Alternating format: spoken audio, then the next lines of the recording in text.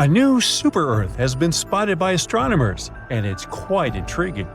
This planet, called TOI 715b, is about 1.5 the size of Earth, which is why it's called the super-Earth. It's also relatively close to us in space terms, only 137 light-years away. For comparison, most exoplanets are hundreds of light-years away, and all the interesting stuff, like black holes and nebulas, are usually more than thousands of light-years away from us. So, could it be habitable? The habitable zone is an estimate of where a planet might have the right conditions for liquid water. This is what we call some distance from the star, where the temperatures on the planet should be okay-ish, and water should stay liquid on its surface. It's not super precise, because it depends on a bunch of factors like the type of star, how reflective the planet is, its size, and so on. Also, just being in this zone isn't enough for water to actually be there. The planet also needs the right kind of atmosphere and a few other things. So, we invented a stricter definition in 2014, the conservative habitable zone. It's a more precise term defining the best candidates that have liquid water. Otherwise, we get too many potentially habitable planets that are not actually habitable at all. The CHZ is based on how much energy a planet gets from its star compared to Earth. If a rocky planet gets between 40 to 85%, it's considered to be in the CHZ, no matter how far away it is from its star. These planets have a higher chance of being habitable. And yes, TOI 715b is located there. This super-Earth orbits the M-type star, also called red dwarf. It's a star that's much smaller and cooler than our Sun, about a quarter of the Sun's size and mass. But if the planet is located in the habitable zone, it's actually a better option for life. Red dwarfs live much longer than our Sun, a yellow dwarf. This also means that they have more time to form little creatures on their planets. And this red dwarf really is older than our star. Our Sun is 4.6 billion years old, and this star is 6.6 billion years old, give or take a few hundred million. It doesn't have much magnetic activity, so it's not dangerous. It doesn't flare up like younger red dwarfs. These flares can be super strong and might even hurt planets by taking away their atmospheres. Although some planets around it do have thinner atmospheres, it seems like this red dwarf has already gone all out. These red dwarfs are where we're looking for planets that could support life right now. Our super-Earth is really close to its star, zooming around it in just 19 days. Since the star is small and the planet is so close, the planet passing in front of its star happens a lot and looks really clear. This makes it easy for telescopes like the James Webb to study its atmosphere without needing too much time. Now, speaking of the James Webb Space Telescope, it's bringing us into a new era of understanding distant planets beyond our solar system. Imagine being able to see what gases make up the air on a planet millions of light-years away. James Webb will help us to find worlds that could support life. Right now, it's trying to figure out whether TOI 715b has an atmosphere. If it does, its atmosphere might be easier to spot compared to a planet that's drier and denser. And then we might get even more height because it would look like a good place for life. On top of all that, there might be another planet in this system, also in the habitable zone.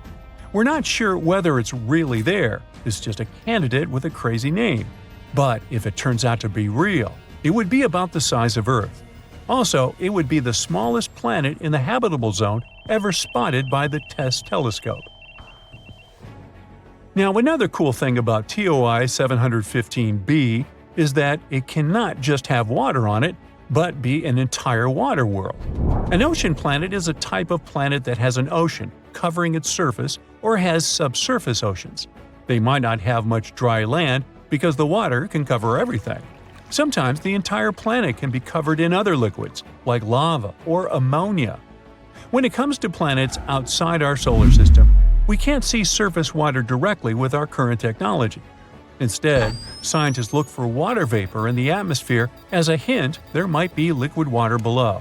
And of course, we wonder if these planets can have life, hopefully not in the form of Leviathan-like monsters.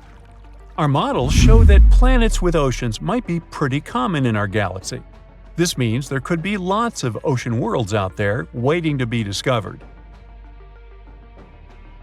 But the most important part about TOI 715b is that it's in the so-called small planet radius gap.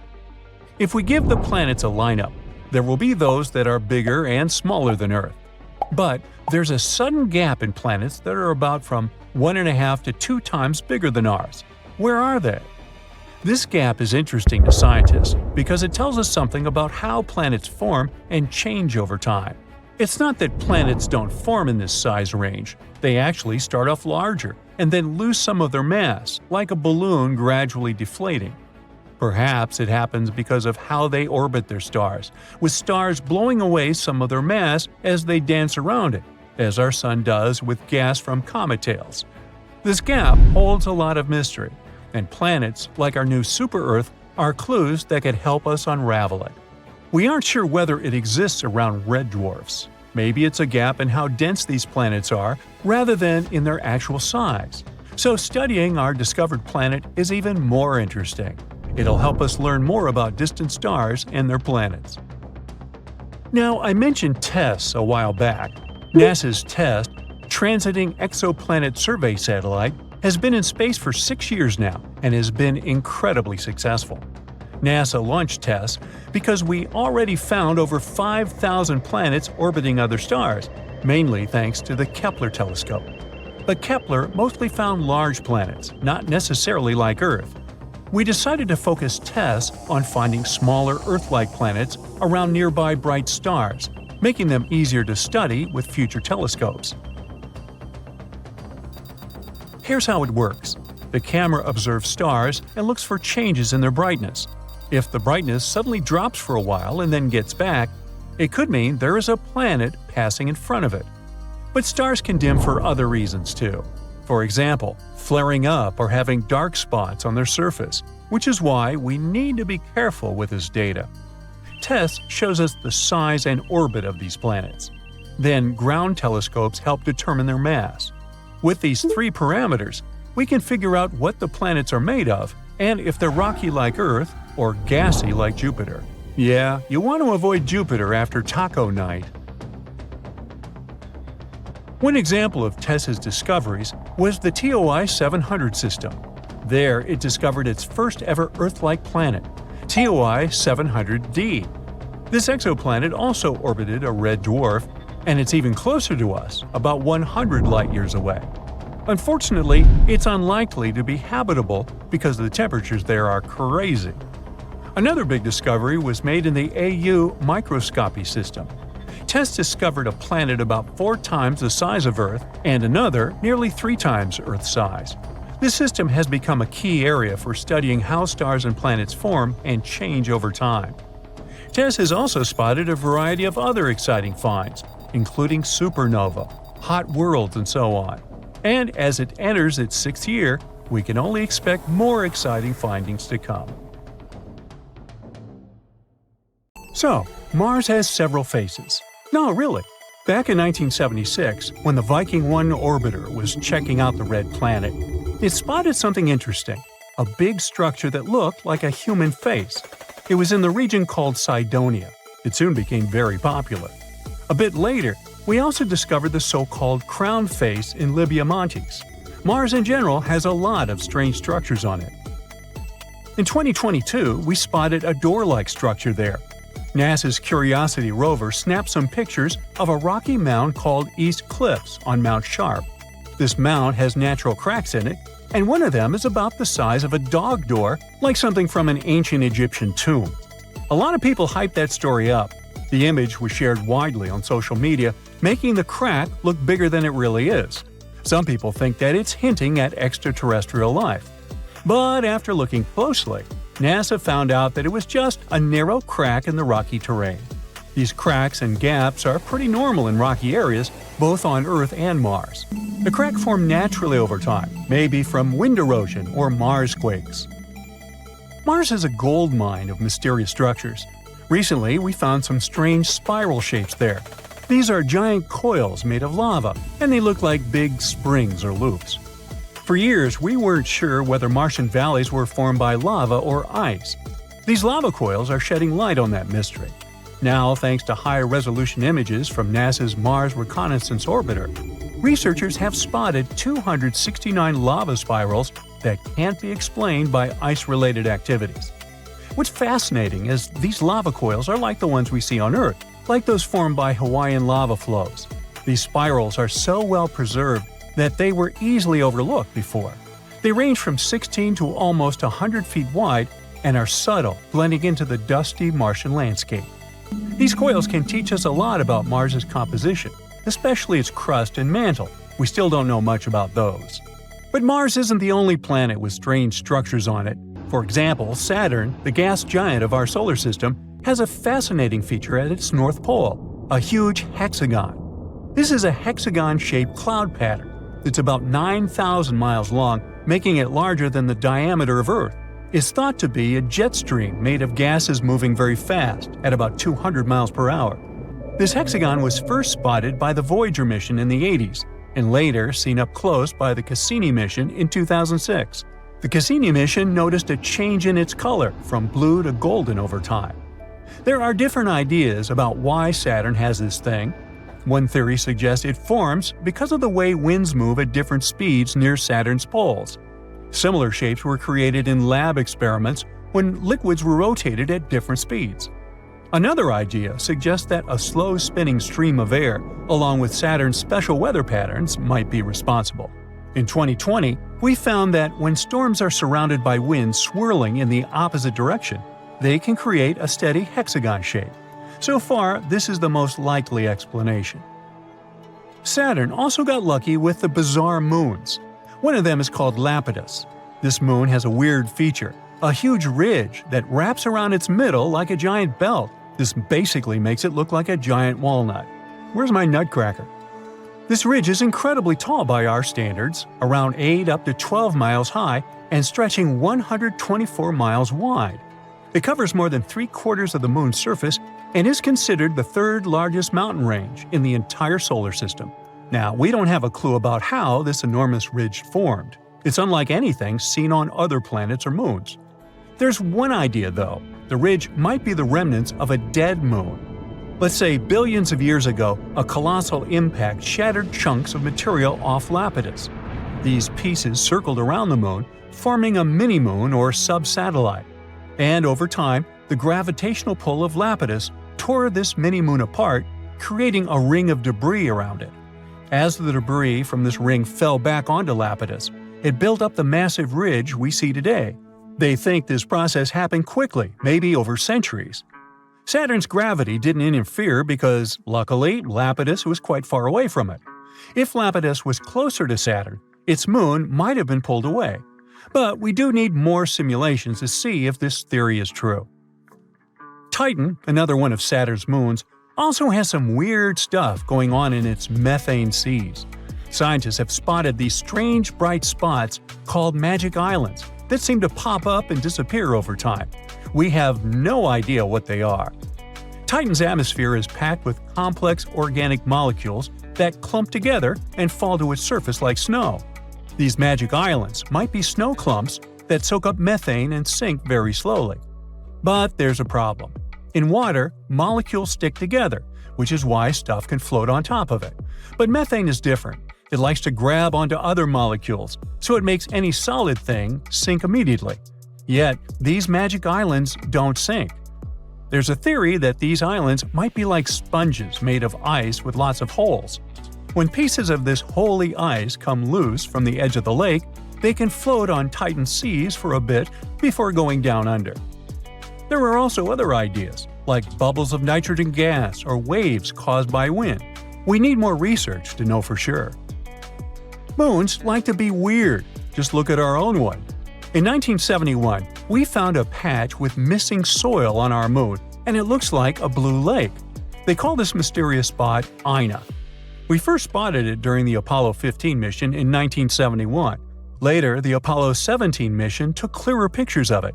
This spot, shaped like a bluish D letter, is one of the weirdest things on the moon. The color comes from special rocks rich in titanium called basalts. These rocks cover Ina's floor and make it look blue. There are also bluish areas near the edges of the mounds inside Ina.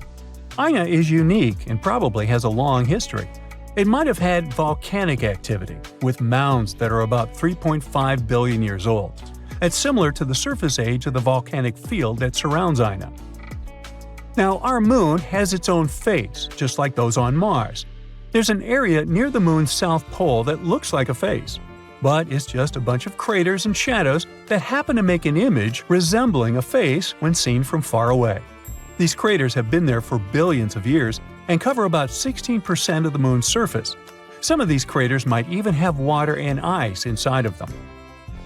You might be wondering why there are so many faces in our solar system.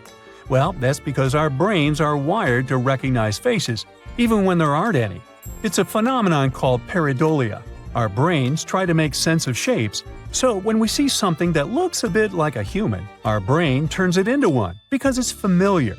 Like when you see a shadow figure on a chair with clothes, or even on Mercury. Some people see shapes like Mickey Mouse. So don't worry, it's not extraterrestrial life. It's our brains that play tricks on us, making us see familiar shapes like faces even where they don't really exist. This planet, yeah, the one right here, shouldn't exist, but it does. A newly discovered planet rotates around a star that's much smaller and dimmer than our Sun. The planet, however, is enormous. Such a tiny star couldn't create it, so it's like finding an ostrich egg in a chicken coop. A team at Penn State built a special tool called the Habitable Zone Planet Finder. It's an instrument that's supposed to find planets around dim, cool stars. It's connected to a big telescope in Texas. The tool looks at the light from these stars, which is mostly in the near-infrared, beyond what our eyes can see. This gadget can spot changes in a star's speed caused by a planet. If the star movement slightly changes, that means there must be a gravitational pull nearby. Years ago, this technique helped find the first known exoplanet around a star like our Sun. Today, we've improved this method to make more precise measurements. Our main goal is to find Earth-like planets. They should be rocky and located in habitable zones, areas around stars where liquid water could exist. The Doppler technique isn't that great at finding Earth-like worlds yet, but works well for cool, dim stars. And that's how we discovered the impossible LHS 3154b. Planets usually form in disks made of gas and dust in space. Picture a flat, spinning cloud of tiny particles. These particles come together and stick to each other, creating a flat, rotating disk. Over time, these tiny bits combine to form a solid core. This is the starting point for a planet. Once the core is there, it attracts more dust and even gas like hydrogen and helium. But making a planet this way isn't easy. They need a lot of stuff, mass, and materials. This process is called core accretion. Stars are a huge help in that process. Usually, big stars have more gravity, so they can gather more stuff to form planets. But the star we discovered recently isn't very big. It's 9 times smaller than our Sun. A star this small shouldn't have a big enough disk to make a heavy planet. To do that, its disk should have been at least 10 times bigger. But this heavy planet, LHS 3154b, exists. Now, this mysterious planet is 13 times heavier than our Earth. It's similar in size to Neptune. It's about 50 light-years away from us in the Hercules constellation, which, in space terms, is very close. The planet is also super close to its star, completing 1 year in almost 4 days. This discovery is making scientists rethink their ideas about how planets and stars come into existence. There are new theories coming around. For example, a theory called gravitational instability. It says that, instead of the pieces coming together bit by bit, the material in the disk collapses all at once, directly creating a planet. But even with this theory, it's hard to explain how such a heavy planet could form without a really massive disk. It'll take us some time to figure out the truth. This isn't the first planet that makes us doubt our theories. Recently, scientists found another planet called Hala. This planet is orbiting a star called Baekdu, and just like the previous one, it shouldn't really exist. It's way too close to its star. Stars change a lot during their lives. Normally, when a star becomes big and prepares to leave this world, it's called the red giant stage. A star like that tends to destroy or push away any nearby planets, creating a huge mess. Hala rotates around a red giant, and it should have been swallowed or destroyed by the expanding star a long time ago. But it's still hanging there. Even though Baekdu has already started burning helium and shrunk to a smaller size than expected, Hala isn't bothered in the slightest. Scientists call Hala the Forbidden Planet. Ooh. This discovery challenges what we thought about how planets survive near aging stars. It raises two theories. One suggests that Baekdu was once two stars, a white dwarf and a red giant. Hala orbited them both, and they merged before the red giant fully expanded. This allowed Hala to survive because the extra helium from the white dwarf prevented the red giant from growing too much. The second theory says that Hala formed from the debris created when the two stars merged. In this scenario, Hala would be a very young planet orbiting an elderly star. Astronomers plan to continue studying Hala and look for more planets like that. Another oddball, besides me, is called LTT 9779b. This one scares us too because it's too shiny. The planet reflects 80% of the light from its star. Regular mirrors reflect from 85 to almost 100% of light, which means that this mysterious planet should look like a rough mirror, with aluminum or silver-like reflections. This is another Neptune-sized planet. It's located 268 light-years from us and was discovered by NASA's TESS spacecraft. It completes a full rotation around its star in just 19 hours. It's so close to its star that it's scorching hot, reaching temperatures over 3,600 degrees Fahrenheit. Normally, planets this close lose their atmosphere and turn into bare rocks. But this one breaks the rules again. Now this time, we know the secret of its survival. It's because of the planet's shiny metallic clouds, which are made of glass and titanium salt. These clouds rain titanium onto its hot surface. They also reflect a lot of the light, preventing the planet from getting too hot and losing its atmosphere. It's like having a mirror shield. This planet's size also surprised scientists. It's way bigger than Earth. Other planets this close to their stars are either much bigger gas giants or small rocky planets. This planet is a smaller gas giant, and scientists didn't expect it to exist so close to its star. This is the shiniest planet ever found, even shinier than Venus. But despite its cool appearance, it's probably not a friendly place for life because of its extreme temperatures and strange metallic rain. And our final rule breaker is a planet called WASP 107b. Scientists discovered it using the James Webb Space Telescope. It's located around 208 light-years from us in the Virgo constellation. It's also fast and completes an orbit around its star in just 6 days. This is a super Neptune exoplanet. It's similar to Jupiter in some ways, including the same size and scorching hot temperatures. But the main difference is that it's much lighter, weaker, and less dense.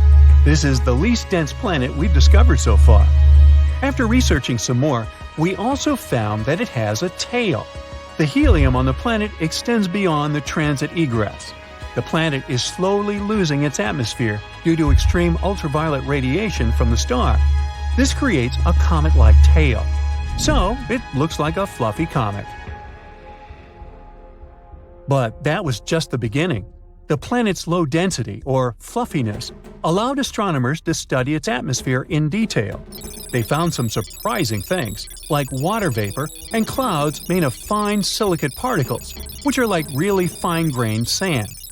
The planet's host star doesn't emit a lot of high-energy light. But since WASP 107b is so loose, the light can penetrate deep into its atmosphere. This creates sulfur dioxide that smell when you light a match. In other words, it's a fluffy planet that rains sand and smells like matches. The researchers think the sand clouds in the atmosphere form in a similar way to clouds on Earth. They just have droplets of sand instead of water. These sand droplets condense, fall, turn into silicate vapor in hot layers within the planet, and then rise again to form clouds once more. And, once again, this planet couldn't have formed in its current spot. Astronomers say that it likely moved closer to its star from a birth orbit because it was attracted by some heavier neighbor. It also follows a retrograde orbit, meaning it orbits in the opposite direction to its star's rotation. All these discoveries are changing how we understand planets and their atmospheres, giving us new insights into the mysteries of our own solar system. This planet is as light as that piece of fluff stuck to your sweater. In the scientific world, it's called WASP 193b, but let's call it the Cotton Candy Planet. It's located around 1,200 light-years away from us. Sure thing we'll never see it with our own eyes, but scientists say the Cotton Candy Planet is pretty much Jupiter's bigger, bouncier cousin, 50% more massive. It has an extremely low density combined with other factors, such as high temperatures and the infrared brightness of its host star, that make it look special. May I have a close-up here, please? Thank you. See how fluffy it is? Right now, you understand that it would be impossible to stand on its surface. Anyways, it's not often that you meet something like WASP 193b at a planetary party. Such planets might be fluffy because they're getting cooked by their parent stars, puffing up like a marshmallow that's seen too much campfire action. But the thing is, if you're that close to your star and mostly made of a hydrogen-helium cocktail, you're not gonna keep your puffiness for long. It's like trying to hold on to a balloon during a hurricane. Exoplanets like this fluffy guy here are pretty rare, but there's also WASP 100-07b, and it looks squishy too. This one kicks back 200 light-years from us, and it chose the constellation of Virgo as its official residence. From some perspective, you might say that this planet is a copycat of Earth. It has helium, and its atmosphere contains sulfur dioxide. There's some resemblance for sure, but WASP 100-07b has the density of a marshmallow. It means we can snoop through its atmosphere easier than we could with a heavyweight like Jupiter. Scientists were beyond surprised when they peered through their super space goggles, the James Webb Space Telescope's MIRI-cam. They spotted clouds made of the stuff that builds beaches, silicate, or as you might know it, sand. Imagine sandcastles in the sky. Those sound clouds are way up there in the penthouse suite of WASP 100-07b's atmosphere, where the thermostat reads a breezy 932 degrees Fahrenheit. Normally, you'd need 1,832 degrees Fahrenheit to cook up this kind of cloud, so scientists are scratching their heads. How did those grainy puffs get all the way up there? Turns out, WASP 100-07b might be running its own sandy water cycle, but with scorching silicates instead of H2O. Silicate particles get whooshed up from the sizzling lower levels by some sort of cosmic elevator, and then they cool off, party together as clouds, and sprinkle down a silicate drizzle. Nobody's packing sunscreen for this kind of sandstorm, though. Now look at this Kepler planet family located in the Kepler 51 star system. This cosmic three-pack hangs around 2,400 light-years away, looking huge but having the same density as your favorite snack. And it's cotton candy yet again. Scientists have been digging into what these space treats are made of. They now believe these puffball planets are big hydrogen-helium gas balloons with a generous smearing of methane haze. It also turns out these planets might be going through a cosmic downsize. Now, let's talk about a planet called Mascara 5b. Nope, it doesn't look like one of those cosmetic tubes from your mom's drawer. Scientists say it's one of the hottest planets ever discovered. They call it an ultra-hot Jupiter, showing off its impressive size, almost twice as big as our very own Jupiter. The dayside temperature is around a scorching 4,892 degrees Fahrenheit, while the night side hits 4,172 degrees Fahrenheit. No chance for any sort of life to survive out there. Actually, it's the second hottest night-side temperature ever recorded. To put it in perspective, the temperature of molten lava sits between 1,292 degrees Fahrenheit and 2,282 degrees Fahrenheit. So, the planet is a whole lot hotter than this scorching liquid rock. Its temperatures even surpass the melting point of most metals. which is around 3,632 degrees Fahrenheit. Scientists mention that the insane heat on this planet is comparable to the exhaust of a rocket engine. Back in 2005, one famous star called... Wait, is that a name or a phone number? Whatever. So, turns out this star has a hot sister, and they have very similar names. This hot sister has B at the end. Well, this place looks like something from a sci-fi movie as it rocks a mesmerizing blue marble vibe, according to NASA. Such an appearance results from an atmosphere packed with hazy clouds laced with glass. The rain on this planet is glass-filled precipitation that likes to fall sideways, thanks to fierce winds blowing at a speed of 5,400 miles per hour. And yeah, it's the hot sister for a reason. Scientists have measured the daytime temperatures in this nightmarish world. It's around 1,700 degrees Fahrenheit. So when it rains on this planet, it's more like molten glass pouring down instead of your typical waterworks. You may not know it, but space is swarming with wasps. I'm talking about planets called WASP. Meet WASP 76b. This sizzling hot Jupiter-like planet is so out of this world, it rains iron at night there. The daytime side is no less of a fiery nightmare. The temperature there is about 4,300 degrees Fahrenheit. WASP 76b may be slightly smaller than Jupiter, but don't underestimate its grandeur. This fireball is located 640 light-years away from Earth. And its terrifying climate is the result of one seriously extreme orbit. You see, these gas giants are fittingly known as hot Jupiters. They like to keep it hot, so they orbit way too close to their scorching host stars. In this case, WASP 76b is nearly 10 times closer to its star than Mercury is to our Sun. That's way too close for comfort, leaving this rebellious planet tidally locked to the star. So, while one side basks in eternal light, the other is trapped in perpetual darkness. 55 Cancri E is a total gem. It's the raddest super-Earth ever spotted. Scientists initially believed it was packed with so much carbon that its insides were blinged out with diamonds, thanks to insane pressure and sizzling temperatures of 4,892 degrees Fahrenheit. But researchers put a dent in the diamond hype, showing there was actually less carbon than we had originally thought. Well, diamonds aren't actually that rare and expensive after all. They're just well marketed. The last destination for today is GJ 1214b, located 40 light-years away from Earth. This planet is like a supersized Earth, almost 3 times bigger in diameter and a whopping 7 times heavier. It orbits around its red dwarf star faster than you can finish a pizza, finishing a complete loop every 38 hours. But it's not just the planet's size or orbit that's out of this world. It's pretty hot out there, with mind-melting 450 degrees Fahrenheit. But the coolest thing is that this planet is practically drowning in water. The sizzling temperatures and crazy high pressures on GJ 1214b create some super cool materials like hot ice and superfluid water. Superfluidity is something that happens in liquid helium when it's almost as cold as it can get.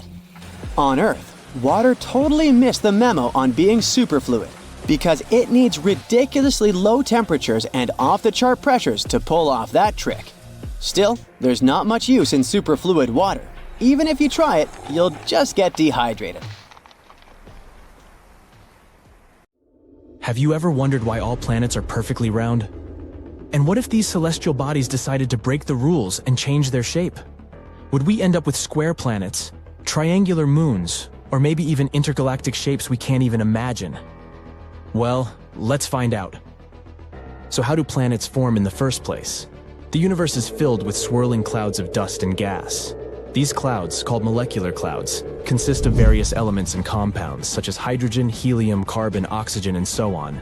They're like a cosmic kitchen filled with the ingredients needed to cook up some brand new planets.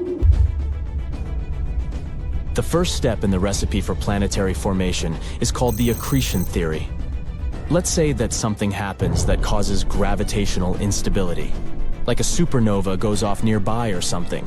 This pushes the gas and dust in the cloud and causes them to come together. Because of gravity, these particles start falling toward a central point. They become more tightly packed together, like when you squeeze a ball in your hand. And eventually, they're squeezed so hard that the cloud starts to flatten into a disc shape. Kind of like when you mix flour and water to make pizza dough. This disk is called a protoplanetary disk. It's also spinning because the cloud's particles had some rotation to begin with. Now, imagine these tiny dust particles and gas molecules dancing around in the disk. Sometimes they bump into each other, and when they do, they stick together like Velcro. These little clumps of dust and gas are called planetesimals. They're the building blocks of planets.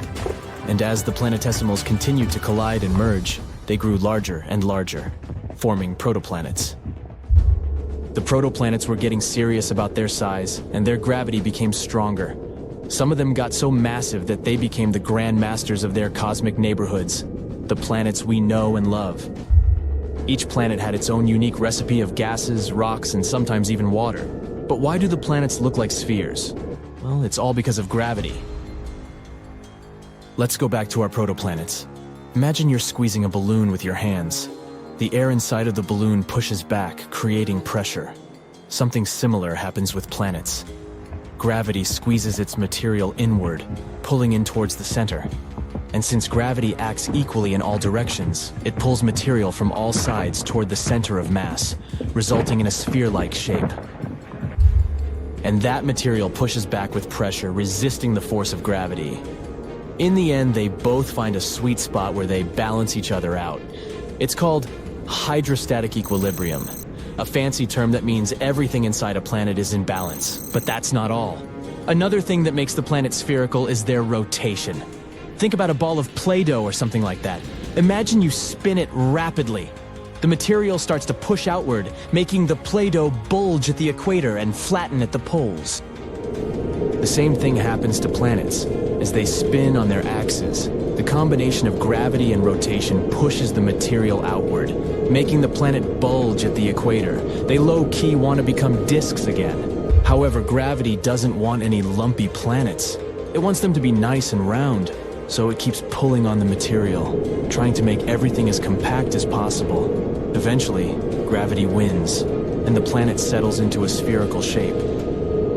Let's take some examples from our planetary playlist. Jupiter, the giant of the solar system, loves to show off its oblateness.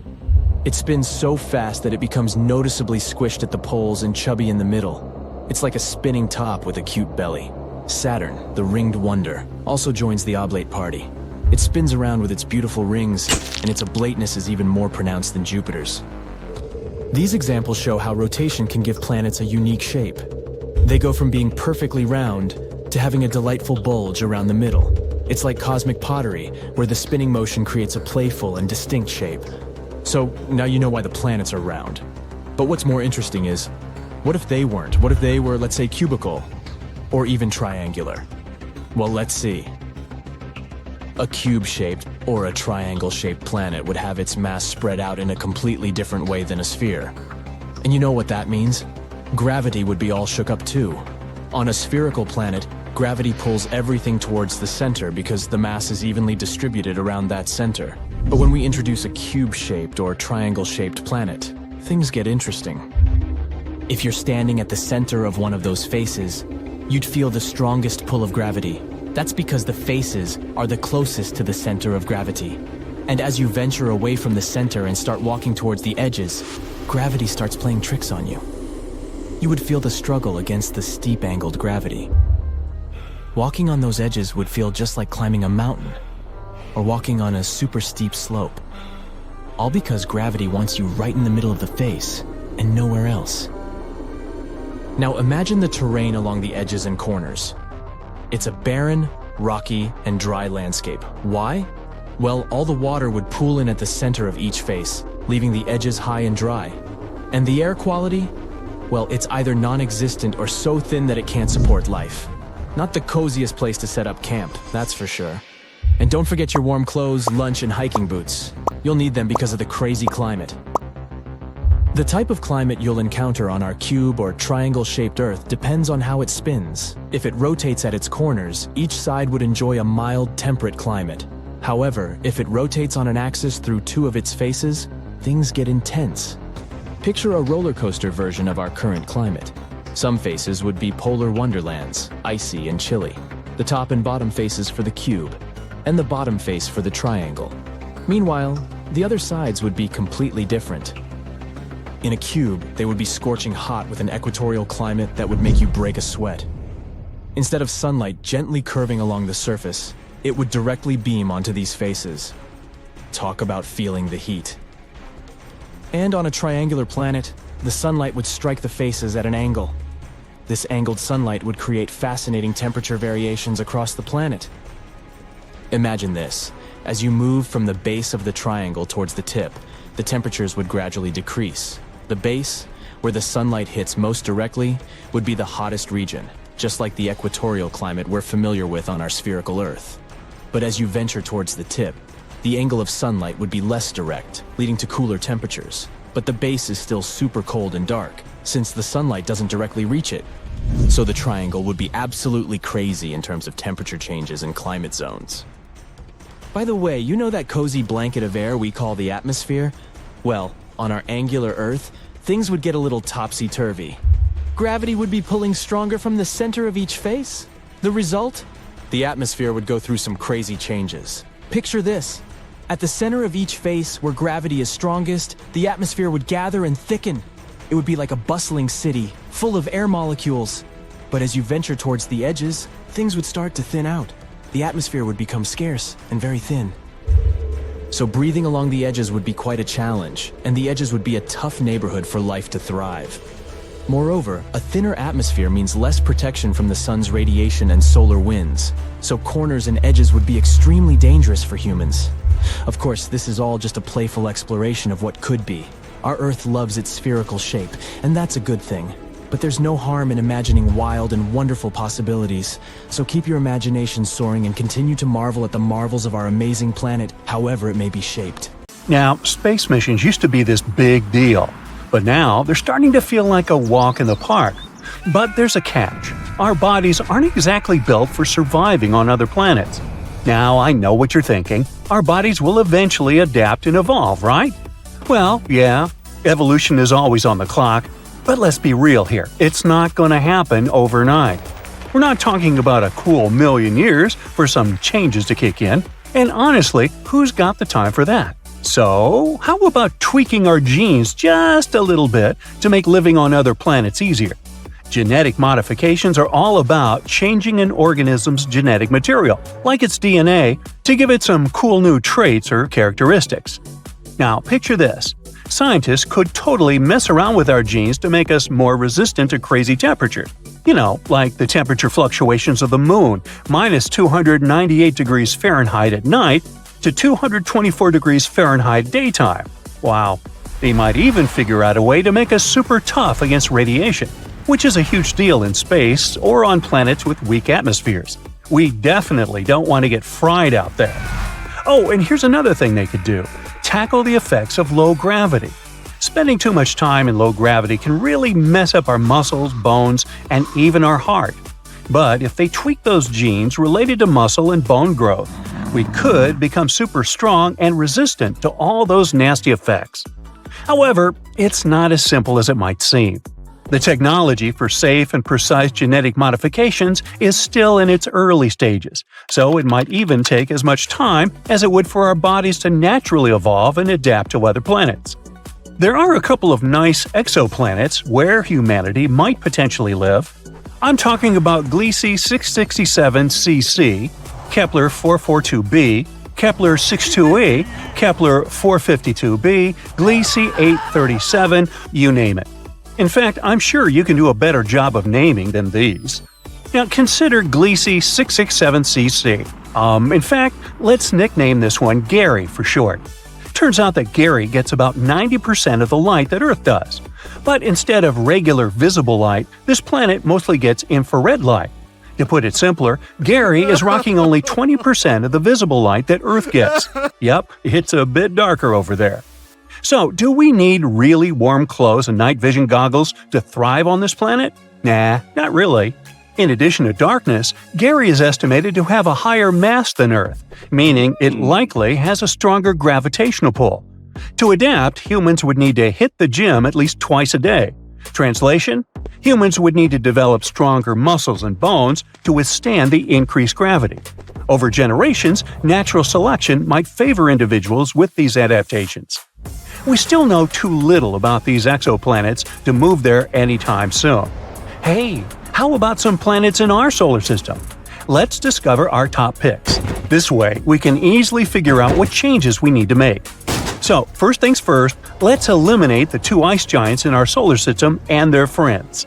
Yep, Neptune, Uranus, and the two gas giants Saturn and Jupiter. Sorry guys, but terraforming you is just not gonna happen. Even so, we still have 4 super cool candidates right here in our solar system. You all know them well. Venus and Mars, the popular kids on the block. And then we have Jupiter's moon, Callisto, and Saturn's moon, Titan. They might not be as famous, but they've got some serious potential to become Earth 2.0. So, it turns out some of Jupiter's moons are super cool for terraforming. They're packed with water, which is a big plus. But here's the catch. Only Callisto is far enough from Jupiter's radiation belts. You see, on Earth, we get hit with about 0.24 rems of radiation per year. But, for instance, Ganymede, another of Jupiter's moons, gives away a whopping 8 rems per day. Just to make it clear, professional workers here on Earth can have more than 5 rem per year. Callisto is different though. We don't need to tweak our genes as it only gets about 0.01 rems per day, which we humans can totally handle. Now, let's not get too carried away with the idea that life on Callisto is all sunshine and beaches, like in California. Nope, it's more like an icy wonderland out there. So if you ever find yourself on Callisto, make sure to pack your snazziest protective clothing and some high-tech heating systems. Honestly, at this point, we might as well wish for evolution to take us back to our furry animal days. I mean, think about it. Our ancestors were rocking some serious fur game, just like those cool chimps and gorillas. But as time went on and we got all fancy with our evolution, we decided to ditch the fur coat and go for a more minimalist look. Now, why did we lose our fur? That's a question that has puzzled scientists for ages.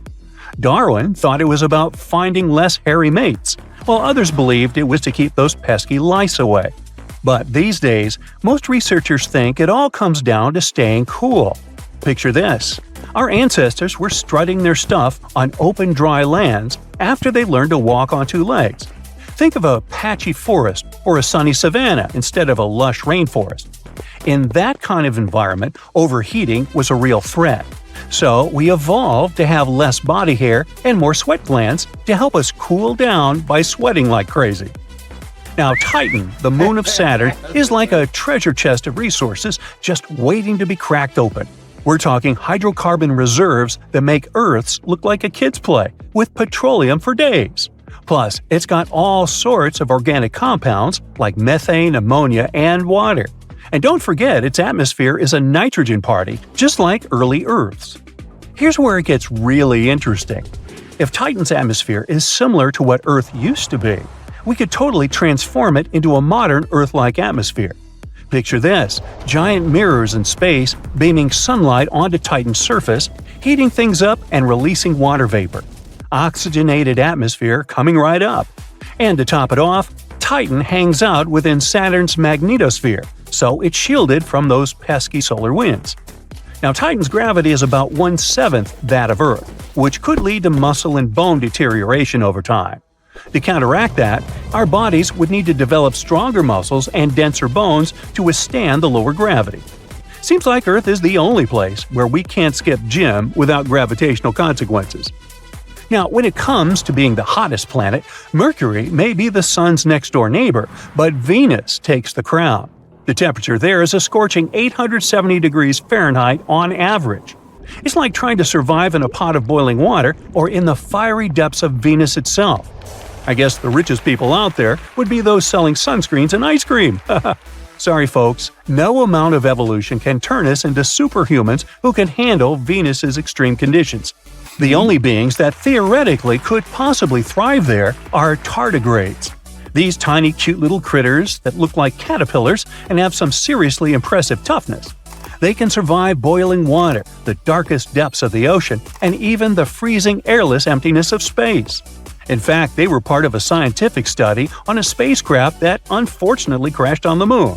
Still, recent research proves that even these guys won't survive on Venus.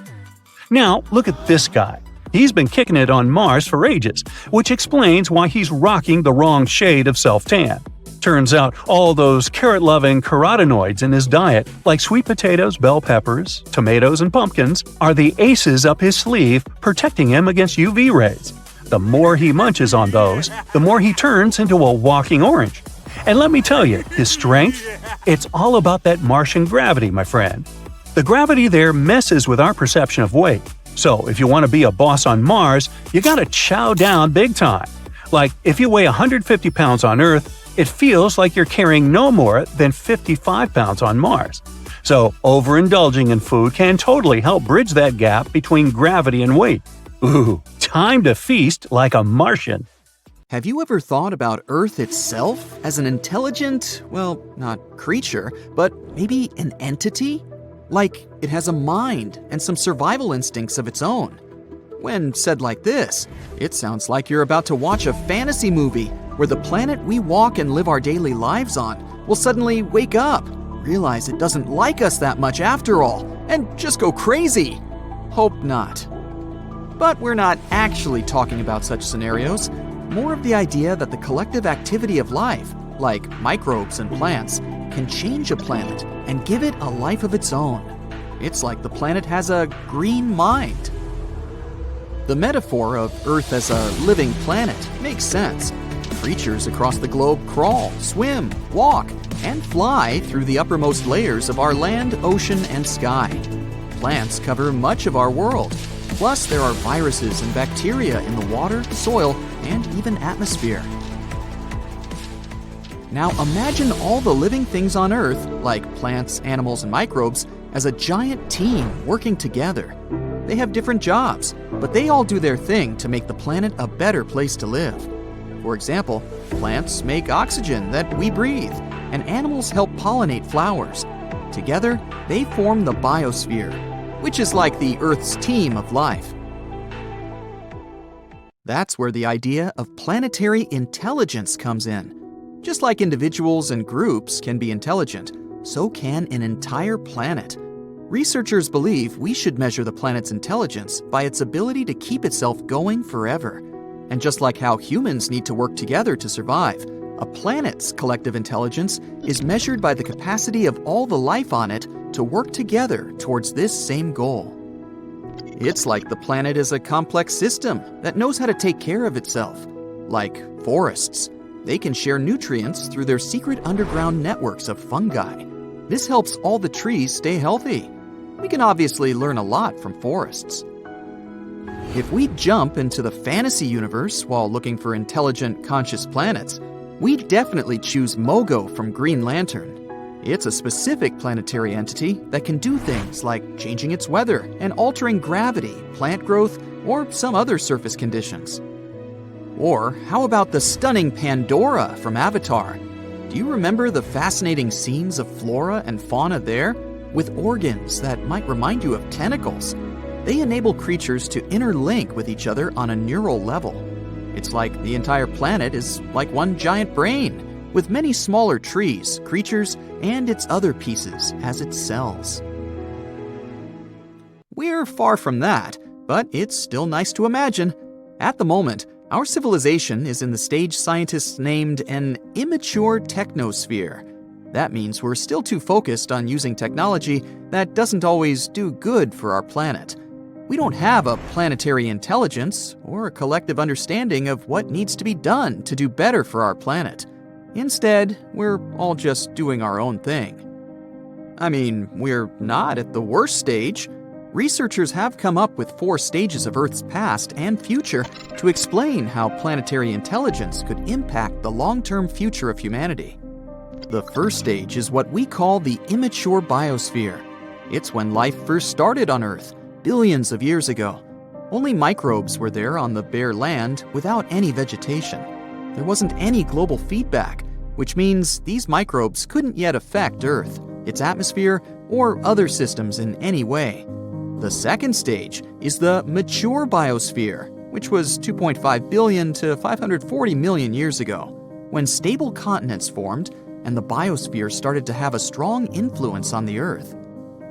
The third stage, known as immature technosphere, is where we are now, with interlinked systems of communication, technology, transportation, electricity, and computers that draw resources from Earth's systems and affect the biosphere. The fourth stage, also known as the mature technosphere, is where Earth should aim to be in the future. It means technology will benefit the entire planet. We'll use sustainable forms of energy, like solar power. Planetary intelligence is the sign of a mature planet, and researchers are trying to figure out how we can move towards it. So, things we do on an individual level do matter. The collective activity of life, like microbes or plants, can change a planet and make it more than just a lifeless rock floating in space. Through the biosphere, our home planet kind of figured out how to host life by itself billions of years ago, and it's still going. Now we need to figure out how to have a similar kind of self-maintaining system, but this time with the technosphere. It's hard to imagine planets could generally become sentient, like Pandora or some other imaginary conscious world out there. There are a few reasons for that. First, planets form based on how different materials like rocks, gases, and liquids gather around a new star. It's like you have a big family gathering, where everyone brings different ingredients to make a delicious dish. And just like how these ingredients won't suddenly turn into a living being, the materials that make up a planet won't just turn into self-aware creatures. On Earth, after billions of years of complex chemical reactions, some molecules started to replicate themselves and carry information. That's how life on our planet began. And Earth is the only such example we have. Here's the second reason. Imagine you have a big garden where you plant a lot of mushrooms or bacteria, hoping they'll become really smart and help you take care of the garden. But mushrooms and bacteria don't have brains like we do. It's not like they need it anyway. Having a big brain is really expensive for animals too. It takes a lot of energy to keep it running. So, animals only become as smart as they need to be to survive and thrive in their environment. Dogs and cats are pretty smart because they need to be able to avoid danger and find food. They don't need human kind of intelligence for things like building houses, creating art, or inventing new technologies. So, it would be hard to bring all living beings and plants to the same level of intelligence. The third reason why it would be difficult for a planet to become sentient is the main rule of the animal kingdom. Life is all about survival of the fittest. Every creature is competing for resources like water, food, and space. But not only do different species compete against each other, but individuals within the same species also fight. Just think of how fiddler crabs fight for territory on the beach, or how wolf packs fight over prey. Or me, when I see an empty spot on a crowded beach. This kind of competition is not a good base for global cooperation. There are a couple of exceptions to this rule. For example, ants. They may not be the brightest creatures on the planet, but when they come together in colonies, they can achieve amazing things, like gathering food that's way bigger than them, building nests, raising young, and even farming. In fact, they act like a superorganism called a hive mind, where every ant works together towards a common goal. Insects like bees and ants are very altruistic and work together to ensure their queen reproduces. If one large ant colony took over our whole planet, it could act as a single mind and work towards the colony's and planet's interests until they run out of resources.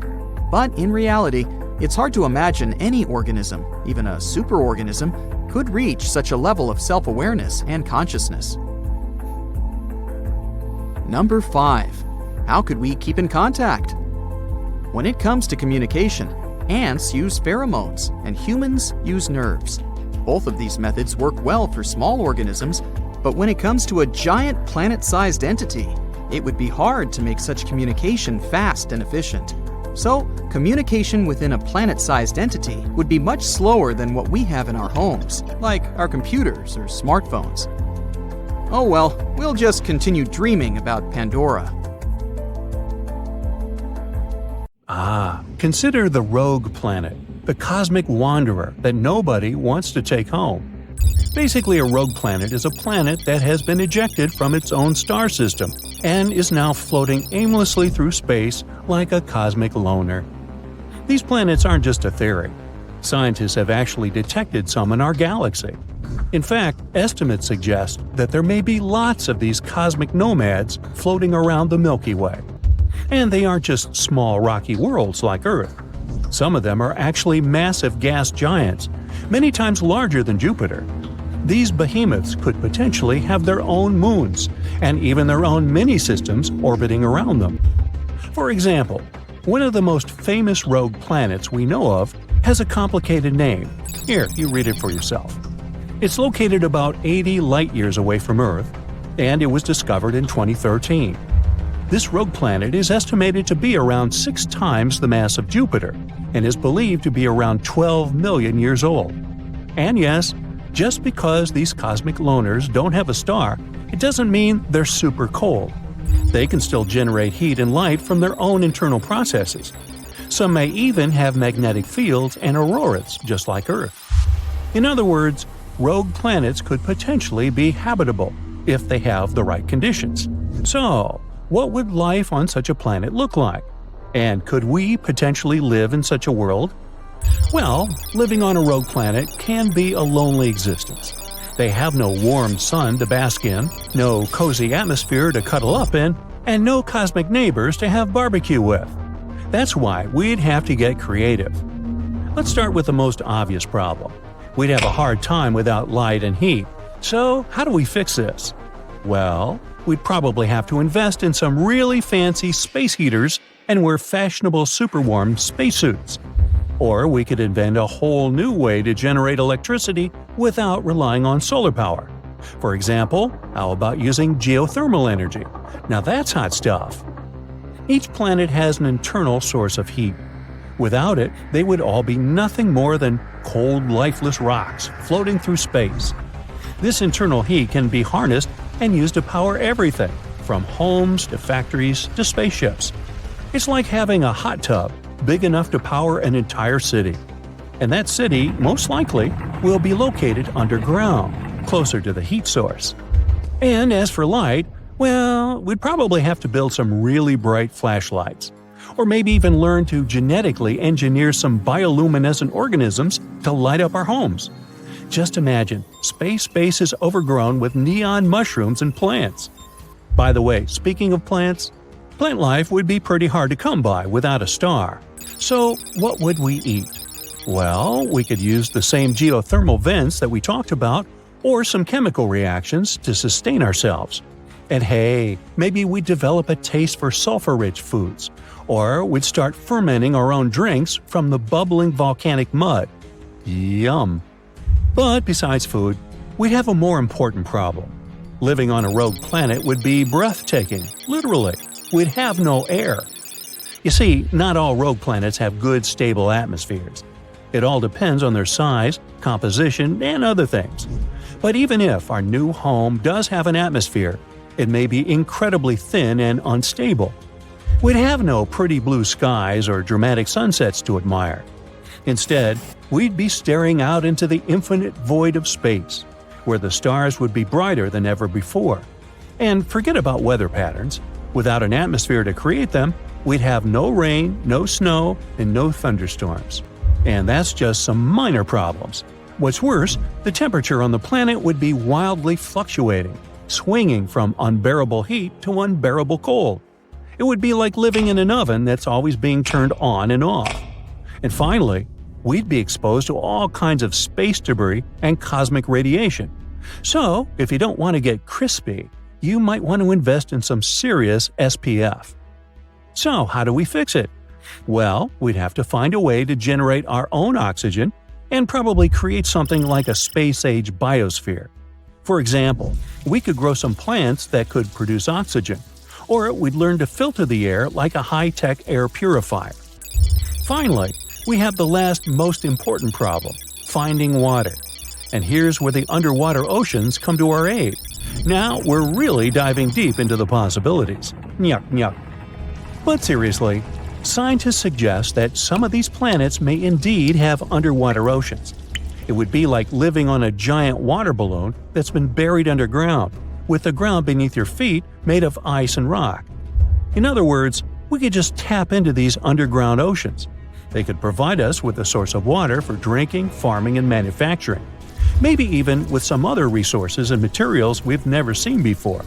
And by the way, who knows what kind of strange creatures might be lurking in those underground seas? But don't worry, even if we don't have any underground oasis, there are also other options. We could get some water from comets, ice mining, and even from the atmosphere, the one we just created before. Finally, we need to find and mine some resources to build our homes and other stuff. And a rogue planet might not have the same kinds of resources as a planet that orbits a star. It's like trying to find some treasures in a desert, not exactly a sure thing. We may have to rely on resources from nearby asteroids and things like that. And if we want to extract resources from the planet itself, we might need to drill down through miles of ice and rock. But hey, if you're up for the challenge, there'll always be a chance you'll strike it rich on a rogue planet. And who knows, maybe you'll discover some new resources that are even more valuable than gold or diamonds.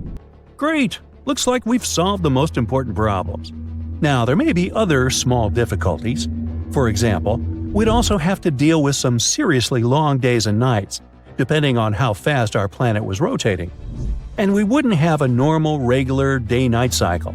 The rotation of our planet could be wildly unpredictable. Maybe we'd have weeks-long nights, followed by weeks-long days, which could really mess with our sleep schedules. We might have to develop some really strong coffee to keep us going through those long, dark nights. But, hypothetically, we can adapt to all these things and overcome all the challenges. And now, finally, welcome to the rogue planet, where the sun never rises, but the adventures never end. Thanks to our advanced technology, we've managed to create a comfortable and habitable environment in this once barren world. The sky above us is now a beautiful shade of blue, filled with fluffy white clouds and the occasional flock of flying creatures. Don't ask. As we venture out from our underground habitats, we're greeted by a world that's full of surprises. Strange plants and animals have adapted to the unique conditions of this planet, some with bioluminescent features that glow in the dark. And be careful if you want to go swimming in the underground ocean. They might be home to some bizarre creatures who want to feast on… well, we'll come back to that. Maybe. As you can see, we've created sprawling cities and thriving communities, powered by the planet's geothermal energy. We also created a bunch of artificial light sources that keep things bright throughout the dark, chilly nights. Of course, we still have some problems with navigation and timekeeping, but things aren't as dull as they used to be, are they? Overall, living on a rogue planet would definitely have its challenges, but it could also be a pretty exciting way to experience the universe. And who knows? Maybe someday we'll find such a planet and actually turn it into a bustling intergalactic metropolis someday. But until then, let's enjoy and tidy up our dear Earth. Have you ever wondered what it would be like if every planet in our solar system was the size of Earth? Well, it's time to dive into this mind-boggling scenario. Let's imagine what each planet would look like if they were as big as our beloved blue planet. Would the barren red landscape of Mars suddenly become a lush green oasis? Would the massive swirling gas giant Jupiter just disappear? And how would it affect our solar system as a whole? Are we all doomed? Buckle up and let's find out. The first planet on our list is Mercury, the smallest planet in our solar system. But now, forget about the moon-like Mercury. Instead, picture yourself on the surface of a super dynamic incandescent inferno. There are a lot of craters and active volcanoes around you, and right in front of you is a huge, blinding bright sun. What a nightmare! But let's break these changes down. Well, along with the size of Mercury, both its mass and gravity would increase. In that case, it's possible that Mercury would have more atmosphere. Temperatures on Mercury are extreme, not only because it's very close to the Sun, but also because of its very thin atmosphere. So during the day, the temperatures there reach 800 degrees Fahrenheit. And at night, it becomes terrifyingly cold, down to negative 290 degrees Fahrenheit. But now, when the gravity is stronger, Mercury could have a denser atmosphere, so the heat would be better distributed across the planet. And the atmosphere isn't the only thing that could make it hotter. If Mercury became bigger, it would likely experience increased internal heating due to gravitational compression.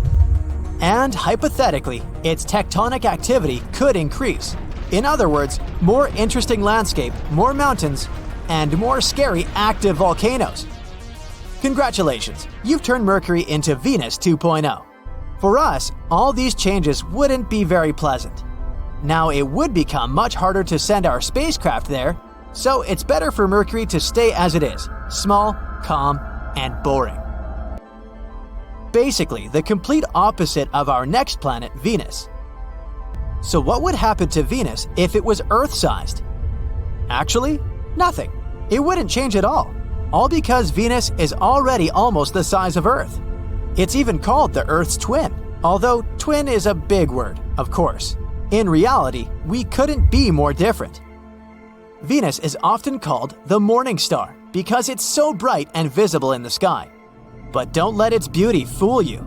This planet is one of the most inhospitable places in our solar system. Its surface is hotter than a freshly baked pizza, around 900 degrees Fahrenheit, and it's covered in thick clouds of sulfuric acid that would dissolve any human who tried to visit. So, unfortunately, you won't be planning any trips there anytime soon. So let's move on to a planet that, unlike Venus, could potentially become a new home for us, Mars. Picture yourself standing on Mars's surface, watching the blue sunset and breathing in a refreshing breeze of air. Yes, you read that right, air. Moreover, you could be surrounded by plants, animals, and basically feel like you're on Earth. But how is that possible? Bigger Mars would have a stronger magnetic field and gravity. This would lead to a richer and denser atmosphere. It would likely have a wider range of gases, including oxygen. Wouldn't that be cool? Also, a denser atmosphere could distribute heat across the planet, so Mars would become much warmer and cozier. And here comes the most important change: liquid water. Mars actually has some frozen water at its poles and in subsurface reservoirs. But with a stronger gravitational pull, it could potentially stabilize liquid water on its surface. Hooray! However, it's not all fun and games. New Mars would also have a volcanic personality. It's already geologically active, but now its internal heat and pressure would skyrocket. That means more frequent and more crazy volcanic eruptions. Imagine how exciting it would be to witness such eruptions on another planet, if you manage to escape the consequences. In general, the planet could become greener and lusher, but not safer, although it would still be great to see it. But it's time to move on to the giants of our solar system. And if we're enlarging the planets before, now it's time to squeeze them really, really hard. If Jupiter became 11 times smaller, oh boy, what a disaster that would be. The first thing we'd notice is a change in gravity. And I say we'd notice because now we'd have no choice but to move somewhere. Jupiter experiences from 30 to 100 collisions with large asteroids per year. No big deal, all because of its strongest gravity, which attracts them all and protects us. But now our big protective brother has turned into a small baby. Say hi to a bunch of asteroids. Oh, and say bye-bye to Jupiter. This planet is known for its thick, swirling atmosphere. But with a weaker gravitational pull, Jupiter would probably have a hard time holding on to it. So over time, it would slowly escape into space, leaving behind a thin atmosphere composed mainly of nitrogen and oxygen. We'll also have to bid farewell to the iconic appearance of another giant, Saturn. The most noticeable difference would be the disappearance of its famous rings.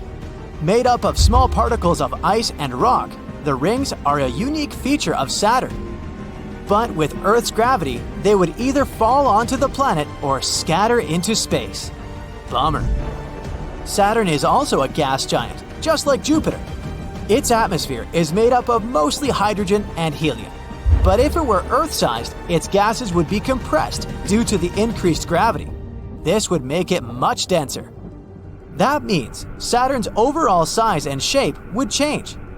Theoretically, if we squeeze Saturn hard, it could potentially become a brown dwarf. It's a type of failed star that lacks the mass to sustain nuclear fusion, but emits heat and light. So, Saturn could stop being a planet altogether. The weather on it would probably have changed too. All its crazy storms, such as the famous hexagonal storm at its North Pole, would have become weaker and calmer. The next giant is Uranus. Let's try to compress this poor fella. First off, the surface gravity on Uranus would be much weaker than it is now. Its atmosphere might also change. If Uranus was smaller, it could have a thinner atmosphere and different gases altogether. This planet is pretty chilly, with an average temperature of -353 degrees Fahrenheit. Ugh. But if it was the size of Earth, it might actually warm up a bit due to its reduced volume to surface area ratio. Don't get too excited though, it would still be way colder than the coldest spots on Earth. As you can see, gas giants don't easily go through all this shrinking, except perhaps one of them. Surprisingly, small Neptune would become much friendlier. For starters, it would probably be a rocky planet with a tiny atmosphere. That means no more gas giant, but instead, a planet that's easier for humans and critters alike to live and move around on. Speaking of movement, because of the smaller size, the gravity on this new Neptune would be almost the same as Earth's, making it a heck of a lot easier to walk and jump around. No more floating away into space. Now, the atmosphere of the original Neptune is so thick you could barely see your hand in front of your face. And the surface pressure is about 100 times that of Earth's atmosphere. But our new Neptune would be much different, with a much thinner and less dense atmosphere. It would still have some methane, water, and ammonia in it, but nowhere near as much as before. Finally, the temperature. The current Neptune is freezing, with an average temperature of about -370 degrees Fahrenheit. But if it was the same size as Earth, it would likely be much warmer, just like Uranus. Ah, that's more like it. What a planet that would be. That's it for the changes in the planets. But what would happen to the entire solar system if we made all the planets so small? It's hard to predict, but it's clear that their gravity and orbits could change a lot. It's unlikely that any of them would have flown into outer space, or crashed into each other, or something like that. But many of their orbits would probably become quite unstable, and the number of collisions with asteroids would have increased significantly. Of course, all this is purely speculation. It's not like we can actually test all this. But it's still a pretty interesting thought experiment, and it makes you appreciate just how unique and special our solar system really is. As scientists continue to explore the vast expanse of the universe, they've made some incredible discoveries that have left them with more questions than answers. From a scorching super-Earth to a football-shaped world, the exoplanet discoveries of 2022 are truly out of this world. So hold on tight. The future of exoplanet discoveries is looking brighter than ever. Number 1. New type of exoplanets. Red dwarfs make up over 70% of all stars in space. So, in September of 2022, scientists decided to take a closer look at the small worlds orbiting them. What they found was amazing. New type of exoplanets that were made of half rock and half water, either in liquid or ice form. The researchers suggested that these planets likely arose from icy material and were born far away from their stars, past the ice line, where surface temperatures are freezing. But they later migrated closer in, to where the astronomers detected them.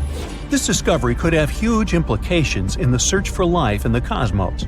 Though these planets are loaded with water, they might not be covered in oceans. Who knows? Maybe one of them will be the next Earth 2.0. Number 2. Jupiter-sized world. Imagine a planet so massive and mysterious, it's like a hidden Jupiter in our galaxy.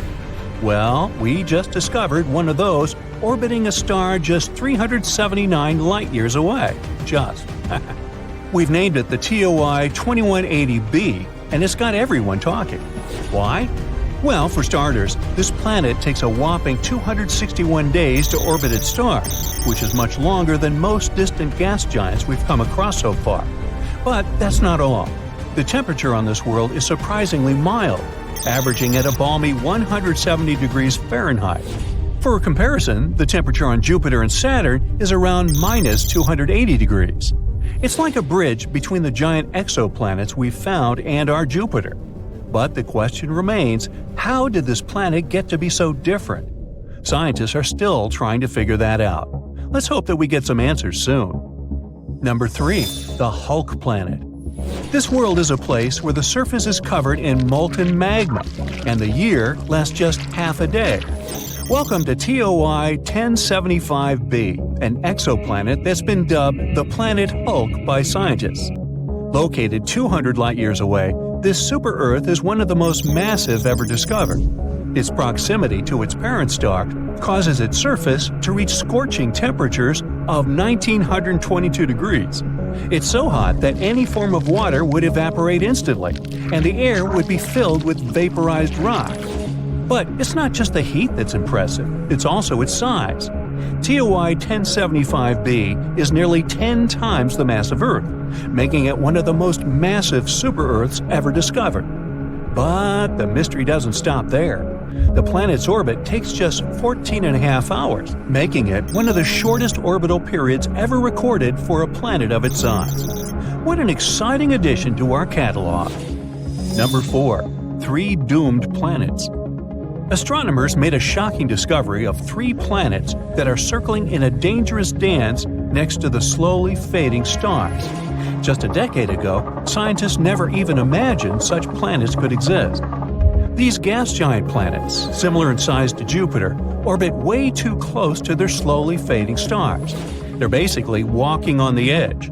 Take one of them, for example, dubbed TOI 2337b. Its orbit will likely send it hurtling straight into the fiery arms of its host star in less than 1 million years.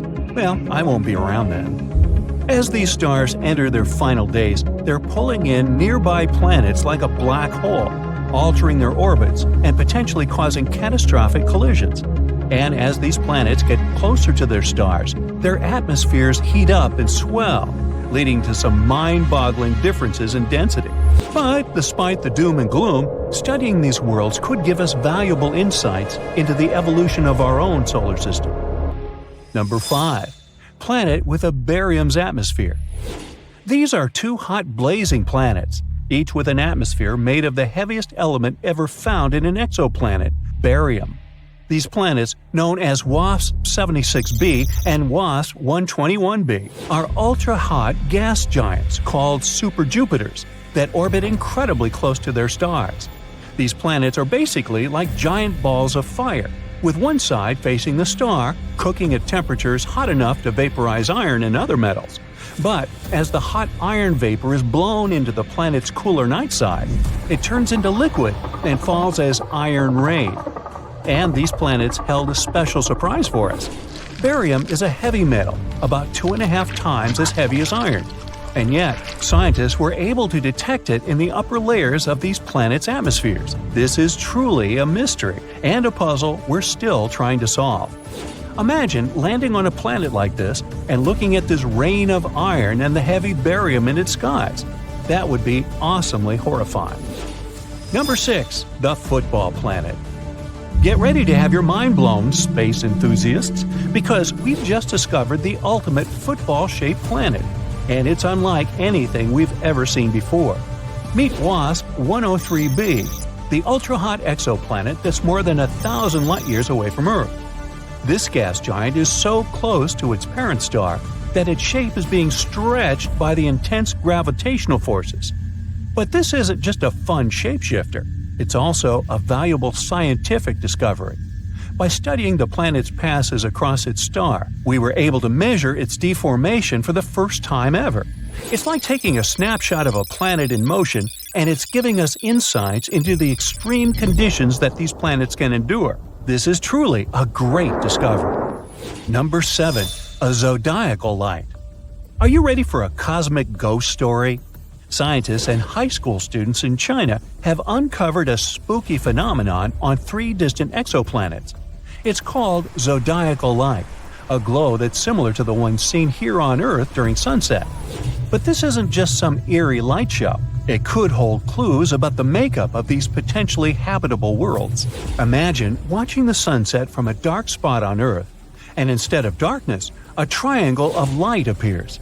That's zodiacal light. It's caused by sunlight reflecting off dust particles that fill the solar system, the remains of asteroids and comets. A team of researchers analyzed 47 potential habitable exoplanets named Kepler 69c, Kepler 1229b, and Kepler 395c, all super-Earths, had signs of this light. This discovery is more than just a spooky phenomenon. It could reveal information about the presence of asteroids and comets in these exoplanet systems, which could be difficult to detect otherwise. So that's pretty neat. Number 8. A planet with silicate clouds. Introducing VHS 1259b, not a home video recording system, but a strange and exotic world shrouded in mystery and wonder. A place where the clouds are made of sand and the sky is forever red. This isn't the stuff of science fiction, but a real-life discovery made by the brilliant minds at NASA. This is a brown dwarf exoplanet that's making waves in the astronomical community. It's way too massive for a planet, nearly 20 times the size of Jupiter, but it's not quite a star. It's something in between, a cosmic enigma that defies definition. But what's really crazy about VHS 1256b is its atmosphere. Scientists have discovered that this strange world is cloaked in thick clouds of silicate grains, similar to sand. It's the first time this kind of cloud has ever been detected on an exoplanet, and it's a discovery that's sure to change the way we think about the universe and the possibilities of life beyond our world. And there you have it, folks. The year 2022 was filled with incredible discoveries and groundbreaking findings in the world of exoplanets. But this is just the beginning, as scientists and researchers continue to explore the vast expanse of space. We can only imagine what other wonders await us. So, let's keep looking. Who knows what secrets the stars hold for us next? Okay, here you are, in the middle of the ocean. It's endless, but you can't see it, because there's a thick fog all around you. Dense clouds hide the huge but dim sun. Is it day or night? You don't know. There's only a gray haze around you. You're alone. Even if you try to swim down, after several hours, you still won't be able to see the bottom of the ocean. And that's a typical water planet for you. I know, sounded kind of dark, but it's not that bad. These water worlds are more interesting than they may seem, so let's take a look at them. The ocean planet is a planet that consists, as you might have guessed, mainly of water, ice, and maybe some rocks. Think of the Earth's oceans, its horrifying depths, the Mariana Trench, and all that. And now, can you guess how much space all the water on Earth takes up? 0.025%, exactly. Now, just try to imagine a world of 40 to 60% water. If you dive in there, the depth can exceed 60 miles. Compared to that, the 6-mile depth of our Mariana Trench sounds like nothing. And yeah, the pressure there will be enormous. It can reach up to 20,000 Earth atmospheres. Very crushing. Now, it may sound scary, but it still would be great to find out more about these planets. Fortunately, according to scientists' calculations, there may be a lot of such planets in our galaxy alone. Well, you don't have to go far. You can find these water guys even in our solar system. Not planets, of course, but moons. Jupiter has Ganymede and Callisto, and Saturn has Titan and Enceladus. The ocean can reach up to 30% of the mass of these moons, although it isn't clear whether these oceans are covered with a thick crust of ice. But we've discovered quite a few full-fledged ocean planets. This is because the conditions in which these planets may exist are very specific. For example, this planet should be somewhere 6 to 8 times larger than the Earth. If it's smaller, it'll have a rocky surface, but if it's bigger, it'll turn into a gas giant. At the same time, it must be in the habitable zone of its star. A little further, and the planet immediately turns into an icy giant or a cold super-Earth. So yeah, these guys are very picky. We first started exploring these planets back in the 1970s. However, since then, we've found only a couple of them, but they're still very interesting. The first planet is Gliese 1214b. It was the very first ocean planet that we discovered. Initially, the scientists noticed only a small dim dot. This dot turned out to be the red dwarf star Gliese 1214, an unremarkable, completely ordinary star that's 5 times smaller than our Sun and 300 times dimmer. Scientists wouldn't worry about it at all, but back in 2009, they noticed that this star had one single planet, and this planet turned out to be quite strange. This super-Earth was 2.5 times bigger than our Earth and 6.5 times heavier, but at the same time, it had a very, very small density and about the same gravity as our planet. In other words, there were almost no rocks and metals on it, but it wasn't a gas giant either. So there was only one option left. It was covered in water and ice. And that's how we discovered the first ocean planet. Well, actually, we can only assume that it consists of water. That's what the mathematical calculations say. In reality, this planet is quite confusing. It's difficult to explore, and so far, scientists haven't been able to find anything there. No hydrogen, no helium, no water, nada. That's because the outer layer of the atmosphere of this planet is very dense, and it perfectly hides its composition. But even so, it's probably a water world.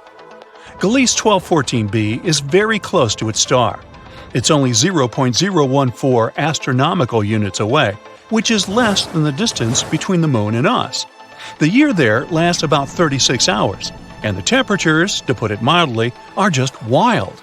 Scientists suggest that the average temperature there can reach 250 to 535 degrees Fahrenheit. Woo, that's hot. Remember the creepy description from the beginning? Well, actually, spending time on Gliese 1214b would be a little different, more like swimming in a steam boiler. Because of such gigantic temperatures, the ocean on the surface will be constantly in a state close to boiling without actually reaching it. So, imagine that you're descending to the surface of this planet, flying through clouds of steam, and then you suddenly find yourself in the water. What? But when did it happen? Well, that's because the boundary between steam and water on Gliese 1214b will be very blurred.